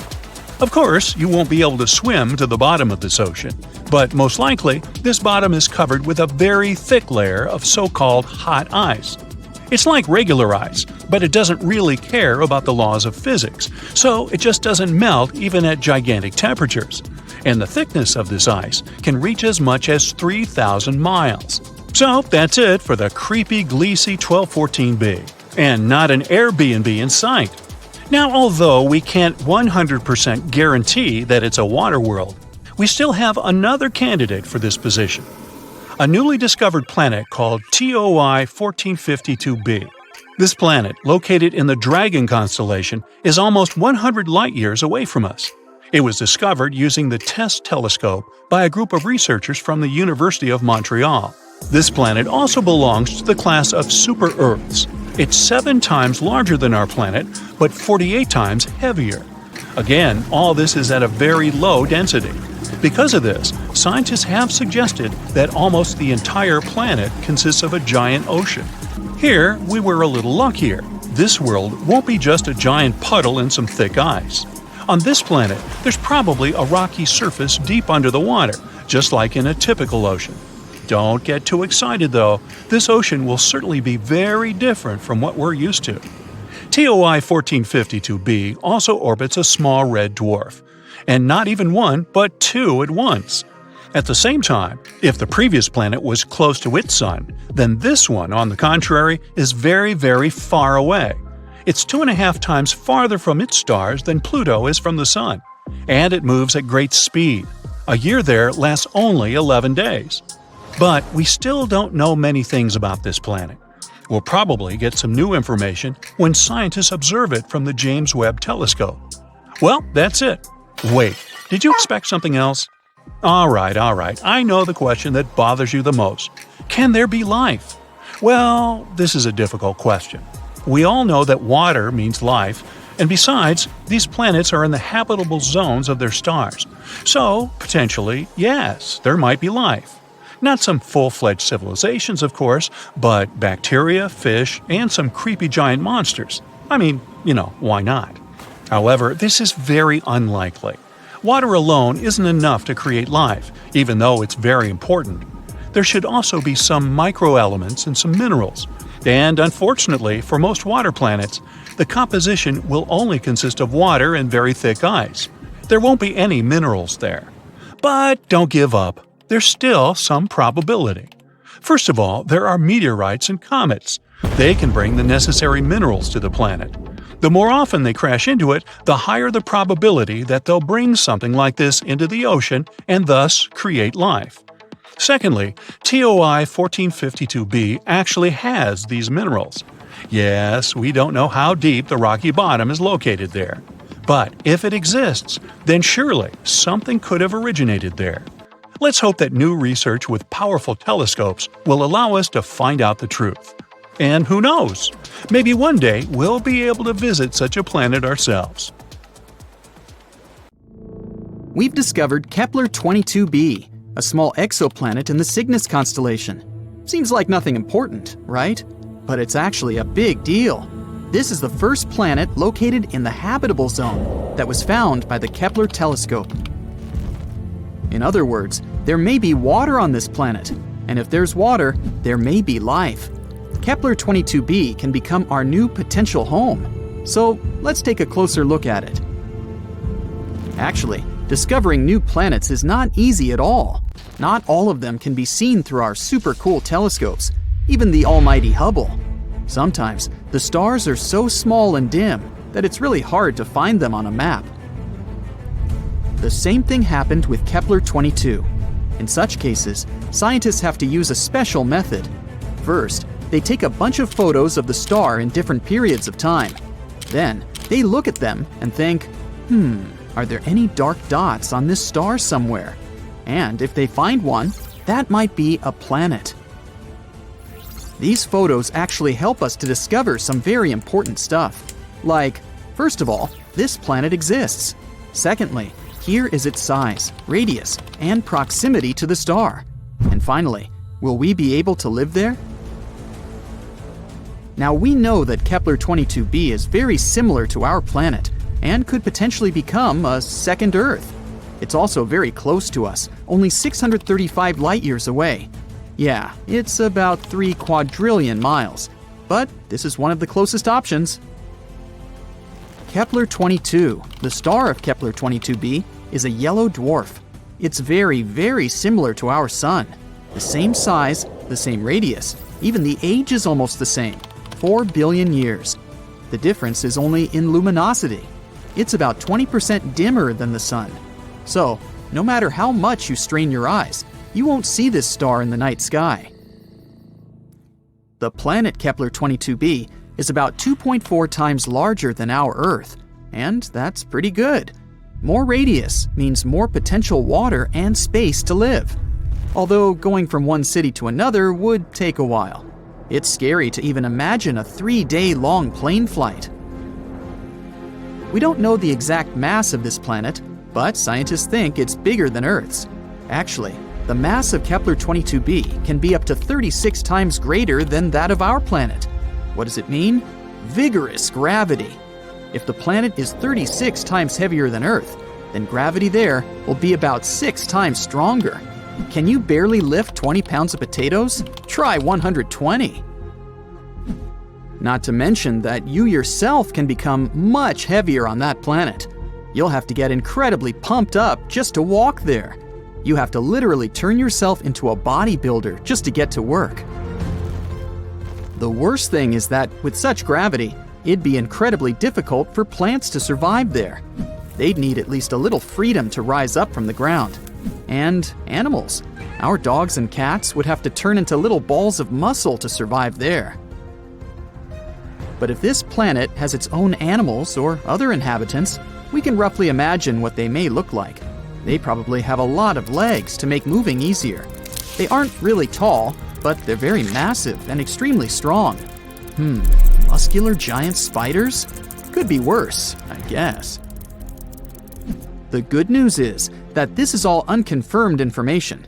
If we're very lucky, and gravity there turns out to be just a bit stronger than Earth's, then, of course, it'll be much easier to live there.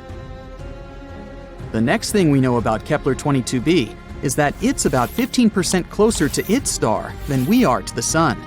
If Kepler-22b existed in our solar system, it would be located somewhere between Earth and Venus. Does that mean we're all going to burn? No, silly. As I mentioned before, the star Kepler-22 is pretty cold, just some 10,000 degrees Fahrenheit. And that's why we can assume that the temperatures on Kepler-22b will be about the same as we have on Earth. If the planet orbits its star the same way Earth orbits the Sun, which we don't actually know, Kepler-22b can rotate around its star on its side, like, for example, Uranus. What? Didn't you know Uranus is actually lying on its side? Also, look at its rings. Yes, Uranus also has rings, like Saturn, but they're vertical. The universe is truly a mysterious place. So, if Kepler-22b is really something like that, then the weather on the planet will be, to put it mildly, not very good. Incredibly cold winters will be regularly followed by hot summers. And, just like with tidally locked planets, we'd be able to live more or less comfortably only on the narrow piece of land between these two crazy sides. Let's hope that this is not the case and the planet rotates normally. But it's not all that bad. Studies show that there may be an ocean on Kepler-22b. You already know that water means life, but in this case, it's also a big plus because a planet covered by an ocean always has more stable temperatures. The water absorbs some of the heat and distributes it evenly across the planet. The hot parts cool down, and the icy ones warm up. By the way, that's exactly what happened to Earth billions of years ago. When our planet started getting its first little puddles, our beloved moon helped these puddles to spread all over the planet. Thanks to this, a burning horror that used to be our Earth turned into a cute little ball full of life. So, if Kepler-22b has water but no atmosphere, scientists think that the average temperature there could be around 12 degrees Fahrenheit. But if there's also an Earth-like atmosphere, then the temperature can reach 72 degrees Fahrenheit. That would be nice. And finally, 1 year there is equal to 290 Earth days, about 9 months. The planet has no natural satellites, so unfortunately, we'd have to say goodbye to a beautiful view of the moon. On the bright side, we'd probably be able to see the sun as a distant little star. We could admire it in the night sky, remembering our home, while not hiding from giant spiders. And this is all that we know at the moment. Unfortunately, it's quite difficult to explore such planets, so there's a lot of very important data that we don't know. For example, what kind of planet is this anyway? Yep, we're missing the most important information about Kepler-22b. We don't know if it's a rocky planet or not. And if not, then all the previously mentioned information means nothing.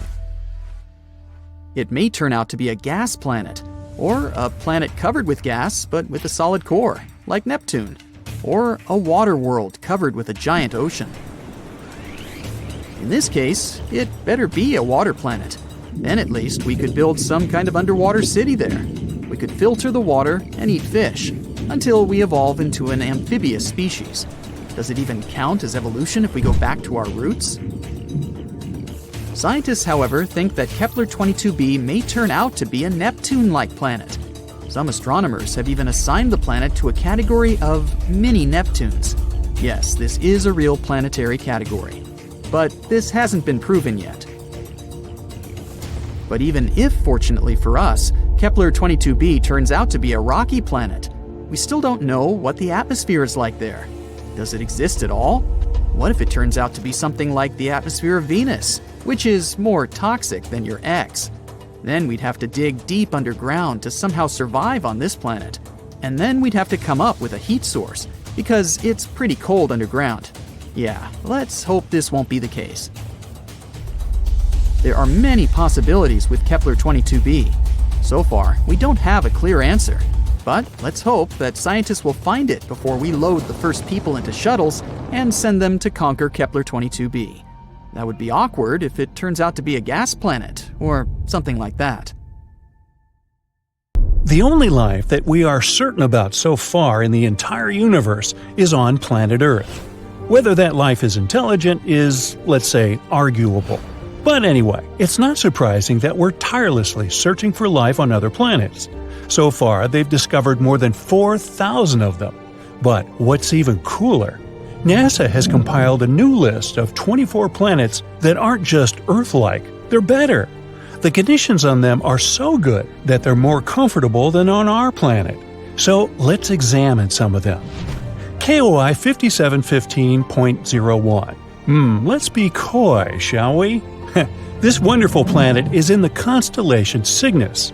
And why is it so wonderful?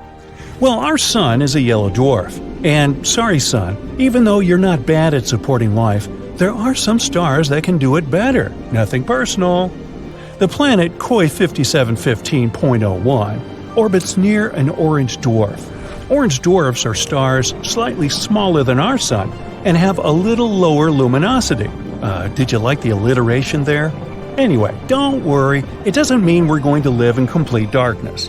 In fact, if the planet is found closer to the sun and it has a thicker atmosphere, it may even be lighter and more colorful than on Earth. Now, our sun has a very short lifespan. Right now, it has 7 to 8 billion years left to live, a little longer than Earth's age. But orange dwarfs can live from 45 to 70 billion years. This is great not only because we'll be able to hang out on this planet longer, but also because the planets around these stars have more time to form life. Now, ideally, we would need to find a planet next to an orange dwarf that is about 7 billion years old. It's very likely there will be at least some organisms there. KOI 5715.01 is about 5.5 billion years old. Yeah, it may not seem mature enough, but that's okay, neither do I. Our Earth is a billion years younger, and that didn't stop us. The planet is quite close to its star and is in a habitable zone. 1 year there lasts 190 days. Imagine going to elementary school and already getting a driver's license. It's almost 2 times larger than the Earth. The average temperature there is 52 degrees Fahrenheit, which is slightly less than ours, 57. But it mostly feels warmer there because strong gravity helps it hold on to heat in the atmosphere longer. It's a little too far away though, like 3,000 light-years from Earth, which is about 18 quadrillion miles. Yep, better bring a really big lunch with you. KOI 3010.01. This planet is found next to the star KOI 2010. This planet sounds like a very pleasant world. The average temperature on this planet is 67 degrees, so a little warmer than ours. But that's a good thing. Scientists believe that on a perfect planet, the temperature should be just about 10 degrees hotter than on Earth. The more heat there is on the planet, the more comfortable it is to live there. Also, the higher chances of developing life. The radius of this planet is nearly 1.5 times larger than Earth. There's some atmosphere, although we're not yet sure about its composition. But it's probably like the Earth's. Scientists think that we'll find an ocean there, and it can cover up to 60% of the surface, which is also cool. In a perfect world, water and land should be distributed more evenly than on our planet. A little more land means a little more territory and resources, right? But listen, this planet is actually very similar to the Earth. The semblance is so striking that scientists believe we have an 84% chance to find life there. Of course, not necessarily an intelligent life, but at least some animals. Wouldn't that be cool? Now, what do you think they could look like? Very Earth-like planet, but with stronger gravity. Well, if someone lives there, they're probably big but have a small height and strong little legs. Sounds adorable and scary.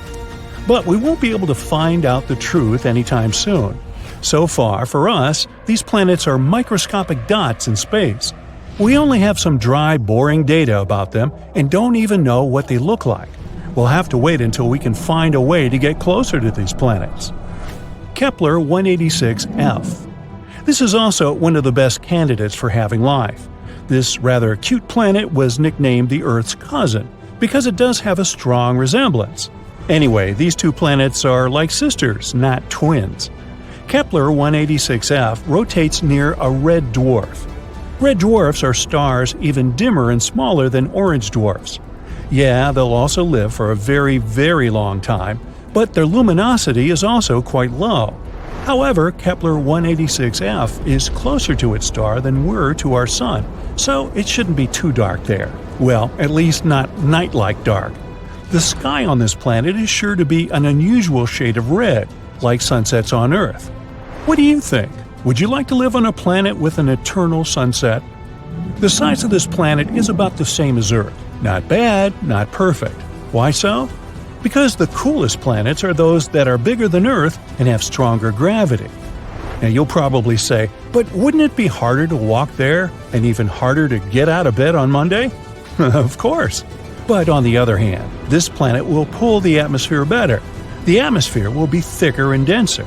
This means more protection from the scary space stuff, more oxygen, and more heat. Not to mention the fact that the bigger planets have more space to settle. Awesome, right? But of course, the Earth's size is also an excellent choice. Another cool fact is that the tilt of Kepler 186f is about the same as ours. It means that there should be stable seasons and a normal day-night cycle.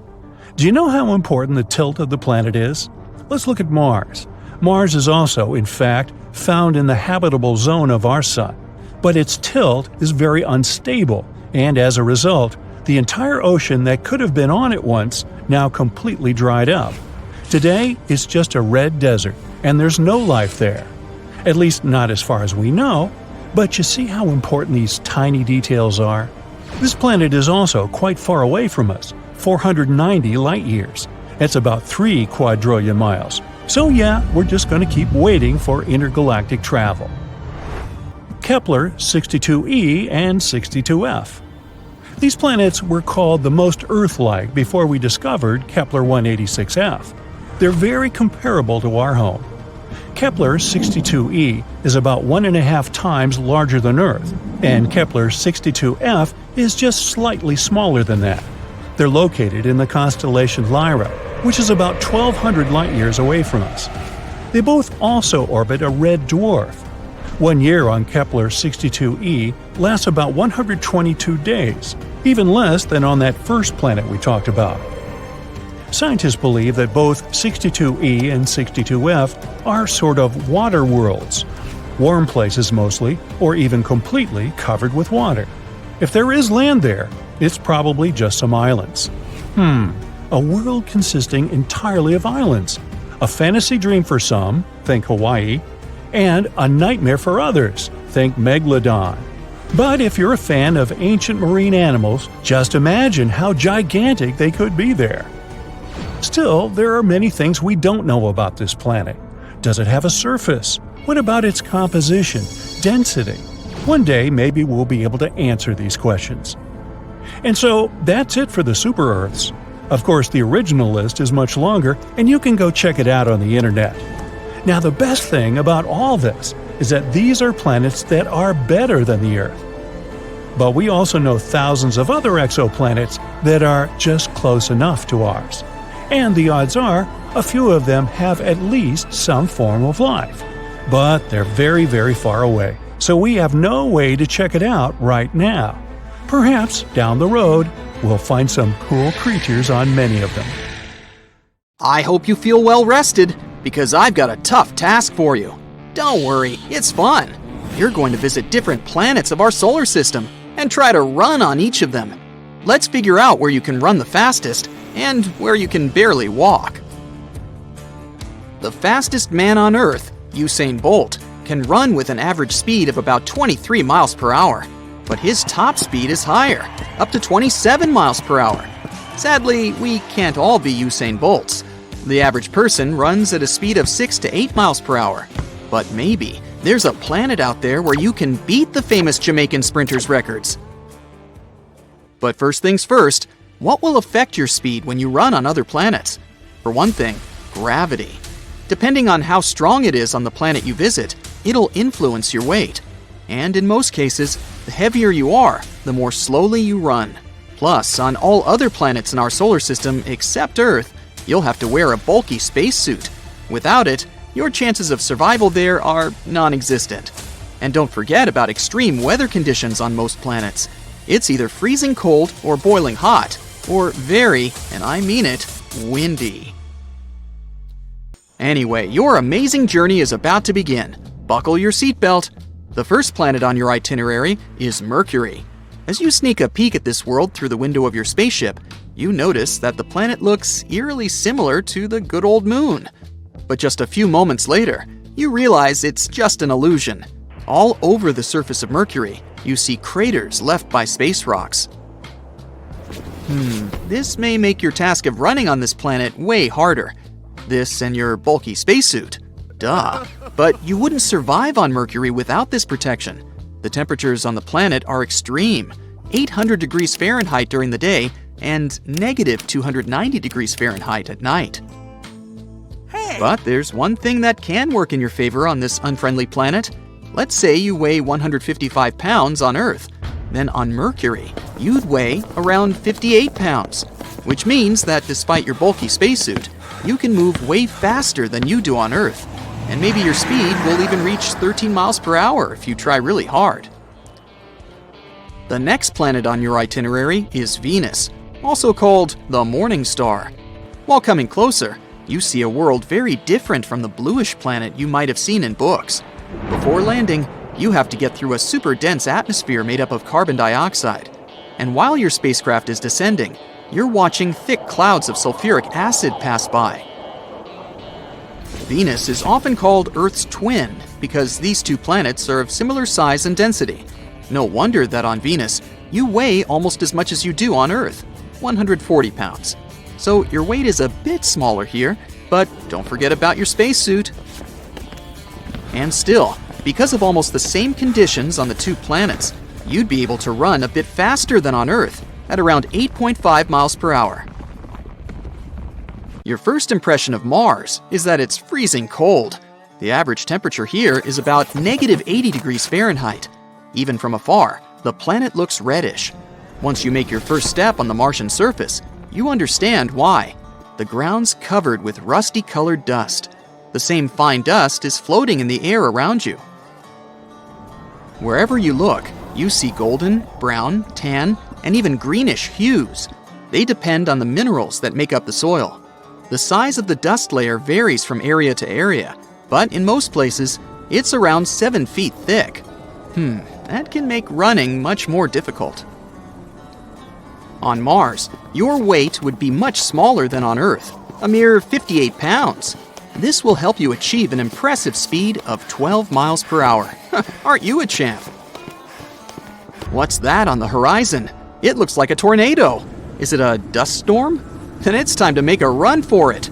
Dust storms sometimes cover the entire planet, and you can even see the largest ones from Earth. And now you're facing a problem. You see, Jupiter, as well as Saturn, is a gas giant.